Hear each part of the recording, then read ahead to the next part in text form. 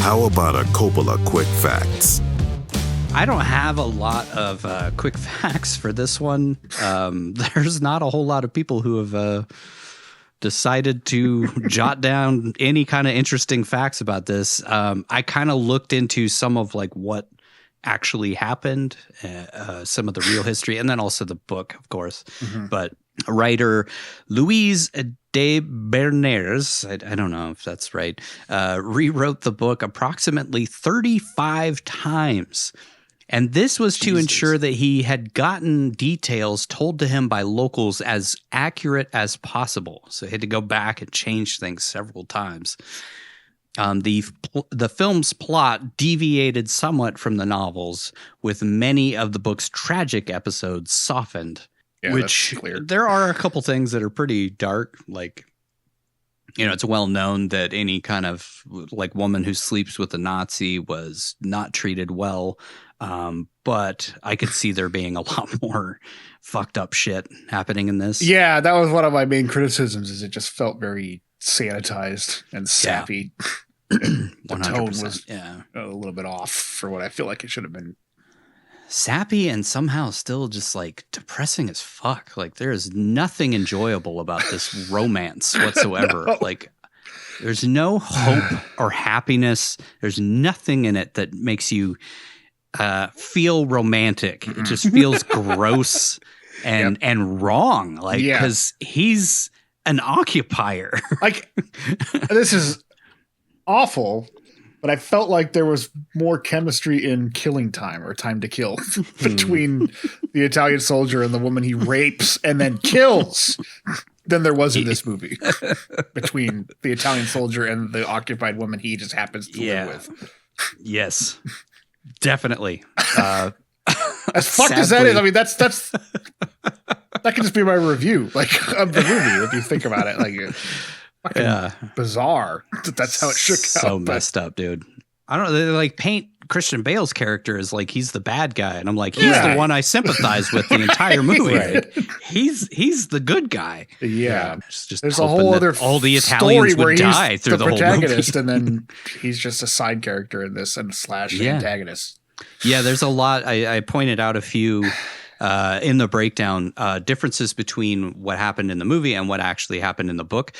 He had a much more fucked up story in the book. He did some pretty terrible things, but they painted him as kind of a, I don't know, tragic character towards the end. But he did do some pretty bad stuff in the book. But I also, like, for the sake of the movie, I sympathized with him way more than anybody else, really. I feel like he was kind of the good guy. I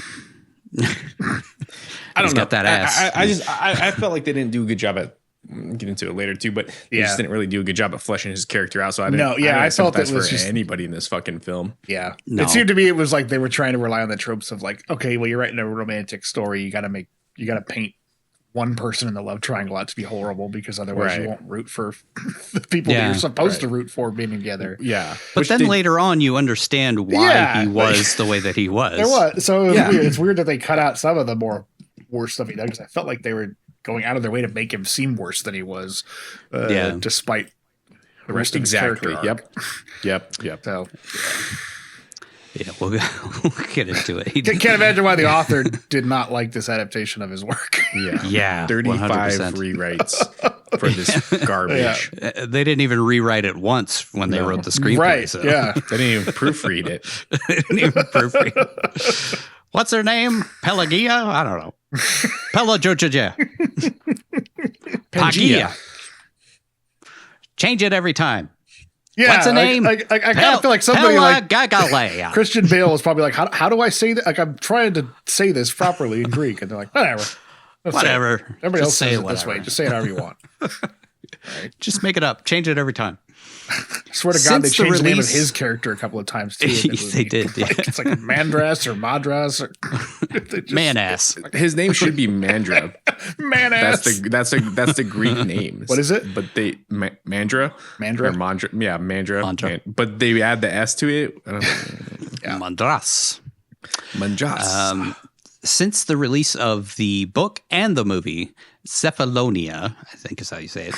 I don't even think the people in the movie know how to say it properly. We just Cephalonia, whatever, has become a major tourist destination, and the tourist industry on the island has begun to capitalize on the book's name. Of this, the author said, "I was very displeased to see that a bar in Agia Aphemia has abandoned its perfectly good Greek name and renamed itself Captain Corelli's." My God. And I dread the idea that sooner or later there might be Captain Corelli Tours or Pelagia Apartments. I don't think there's any danger of that happening. Maybe if this movie was good and more popular, that might have happened. Yeah. If they redo this movie at some point with somebody who does justice to the book, maybe. Yeah. I think the book is very I think the book is very beloved, but the movie is not so much. Fucking Michael Bay does it. I'd give it a shot. It might be better than this. Yeah. At least the action scenes would be enjoyable and not boring somehow. Just like, I guess there's action happening now. And then my final quick fact is Robert Michel was originally set to direct, but suffered a heart attack right before they were supposed to go into production, and John Madden stepped in to replace him. I wonder if maybe that's partially what happened here. Michel even threw in a little Easter egg into his previous film when he was scheduled to make this one. He had Hugh Grant actually reading the novel in Notting Hill at one point because he was about to make Captain Corelli's Mandolin. Interesting. The movie implies that the earthquake that devastated Cephalonia after World War II occurred in 1947, but it was actually in 1953. And then at the end of the credits, the movie is dedicated to the memory of those who died in the post-war earthquake, as well as the war. What? The DVD commentary that? I love also when they mentions just the change correct history. date. This happened 5 years earlier for no fucking reason, because it doesn't change the story at all. It's 6 years later. We'll get. I mean, I don't want to spoil the ending, but we'll talk about it in the breakdown. The events that happen after the earthquake happened much later in the book and did not go down the way that they go down in the movie. But we'll get into it.